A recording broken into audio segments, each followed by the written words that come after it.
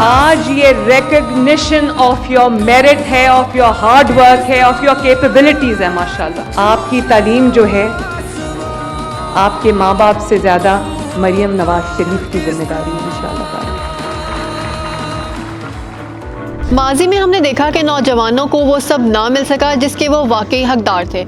इसके बरक्स उन्हें गुमराह करके अपने ज़ाती मफादात के लिए भी इस्तेमाल किया जाता रहा। लेकिन आज हमारा हर दिन कलम, किताब, कामयाबी और रोशन मुस्तकबिल की कहानी बन रहा है। जी हाँ, मैं बात कर रही हूँ नौजवानों की आवाज़ वज़ीर आला पंजाब मरियम नवाज शरीफ की। 2025 के शुरू होते ही हमने देखा कि किस तरह वज़ीर आला पंजाब मरियम नवाज ने एक के बाद एक पंजाब के मुख्तलिफ शहरों में होनहार स्कॉलरशिप की तकरीबात में शिरकत की और पंजाब के होनहार तालिब इल्मों में स्कॉलरशिप चेक्स तकसीम किए।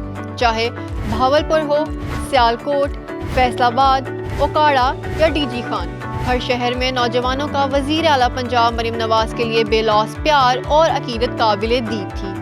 तालिब इल्मों ने पेंटिंग्स, पोर्ट्रेट्स और शायरी के जरिए अपने प्यार का इजहार किया। वजीफे वंडते बाले विच, वजीफे वंडते बाले विच, मां प्यू दा दुख वंडा गई है, मां प्यू दा दुख वंडा गई है।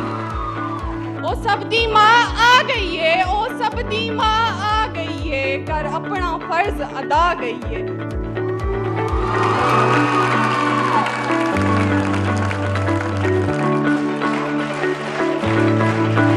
ये अकीदत और मोहब्बत बिलावजह नहीं है। आज का नौजवान जानता है कि इनके ख्वाबों की ताबीर हो रही है, इन्हें आगे बढ़ने के मौके फराहम किए जा रहे हैं। इन्हें वज़ीर आला पंजाब मरियम नवाज शरीफ की शक्ल में एक ऐसा सरपरस्त मिला है जो एक माँ की तरह अपने बच्चों की कामयाबी के लिए कोशां है।